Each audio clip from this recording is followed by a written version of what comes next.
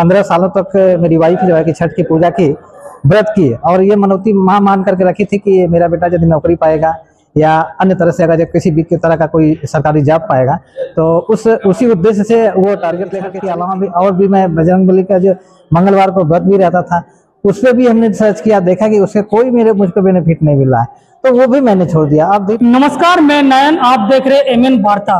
आज डॉक्टर सुभाष चंद्र जी से बात करेंगे, तो खुल के बात करते हैं और ऐसे मुद्दे पे बात करते हैं कि आप लोग हैरान हो जाएंगे। आज तमाम सारे पाखंड में पड़े हुए हमारे लोग हैं, उन लोगों को किस तरह से बाहर निकाला जाए, उसके एक उदाहरण हो सकते हैं हमारे डॉक्टर साहब। तो सीधा हम बातचीत करते हैं। सर, आप ये बताइए कि पाखंडवाद के खिलाफ आप जो आवाज बुलंद कर रहे हैं, तो ये सोच कैसे आया? मेरा पाखंडवाद के खिलाफ जो सोच है, मैं खुद रिसर्च किया, और चूंकि बहुत पहले भी जब मुझको ये पता नहीं था, मैं भी उस पाखंडवाद में लिप्त था, लेकिन हमने रिसर्च किया, खुद पे रिसर्च किया और भी रिसर्च किया, और देखा कि पाखंडवाद के में हम अगर लिप्त हैं तो उसका शायद हमको कोई बेनिफिट नहीं मिल रहा है, और बेनिफिट के अलावा मेरा समय भी बर्बाद हो रहा है, धन की भी हानि हो रही है, और हर तरह से हमारा हानि ही हो रहा है।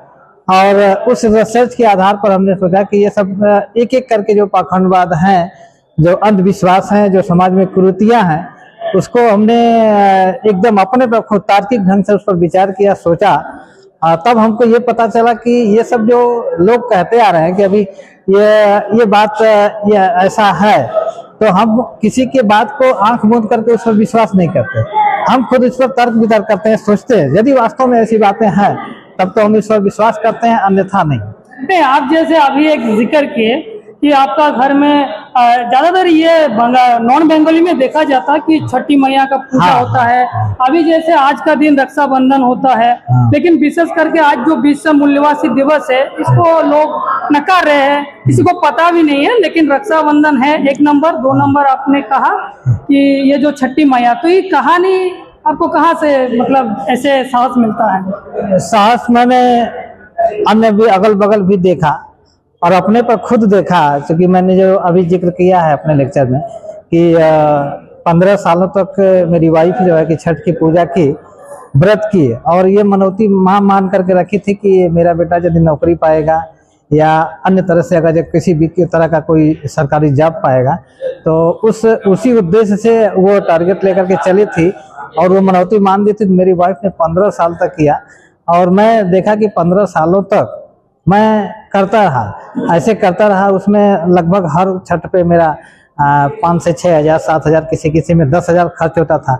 लेकिन हमने उसमें कैलकुलेशन किया कि आखिर इसमें हम उस पर हमेशा रिसर्च करते थे कि ये, और मेहनत भी करता था मैं, लेकिन मुझे आशातीत कोई सफलता नहीं मिलती थी। तो इसलिए धीरे धीरे मेरा उससे विश्वास जो है कि उठता चला गया, और एक दिन मैंने उसको निर्णय लिया कि अब मैं ये चीज़ें जो माँ ने मनौती मार कर, जब उससे कोई बेनिफिट नहीं है और हर साल मेरा 10 हज़ार से 12 हज़ार का खर्च होता है, और क्यों ना मैं अपने शिक्षा पर खर्च करूं, अपने बच्चों की पढ़ाई पर खर्च करूं, तो इसी उद्देश्य से मैंने उसको छोड़ दिया।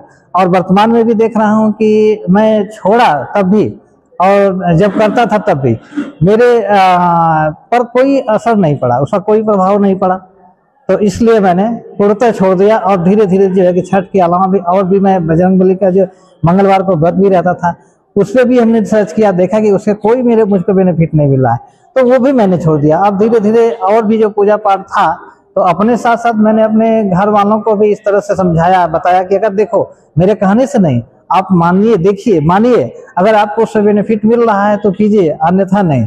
तो धीरे धीरे मेरे घर वालों ने भी इस जो पाखंड है, जो अंधविश्वास है, जो पूजा पाठ है, उससे धीरे धीरे उनका मोह भंग हो रहा है।